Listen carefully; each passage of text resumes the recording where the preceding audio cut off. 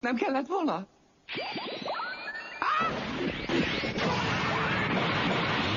Ha van valami, amit rendkívül rosszul viselek, az a hülyeségnek ez a foka. Ha nem találod meg Vegitát, téged is ugyanez a büntetés vár. Azt csinálsz, amit akarsz. Az a fő, hogy megtaláld, és a saját érdekedben azt tanácsolom neked, hogy élve. Igen. Apol, Igenis. lépjen kapcsolatba a főhadiszállással. Mondja meg, hogy küldjék ide azonnal a különleges harci alakulatot.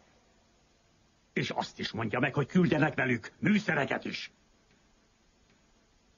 Mester, de miért? Gyorsan! Megatyázzon annyit! Már megyek is, mester.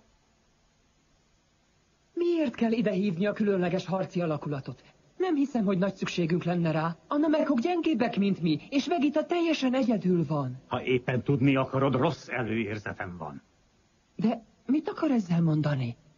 Én évekig féltem a csillagharcosoktól. Féltem, hogy erősebbek lesznek, mint mi. Most azt hiszem, a veszély egy másik bolygóról érkezik.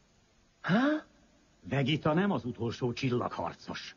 Van egy másik is. Igen, tudom, de nem kell nyugtalankodnia.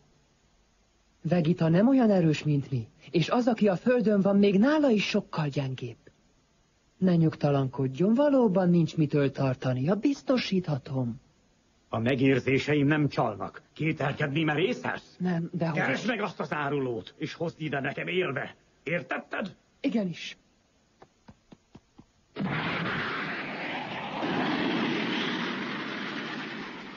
És ha igaza van? Soha se becsüljük le az ellenfelet. Különösen, ha csillagharcosokról van szó. Ha harcolnak, nagyon erősek lesznek. Igaz, egyik sem fog soha utolérni engem. De a biztonság kedvéért mégis jobb lesz mindannyiukat megölni. Végül is sohasem tudhatjuk, meddig növelhetik még az erejüket.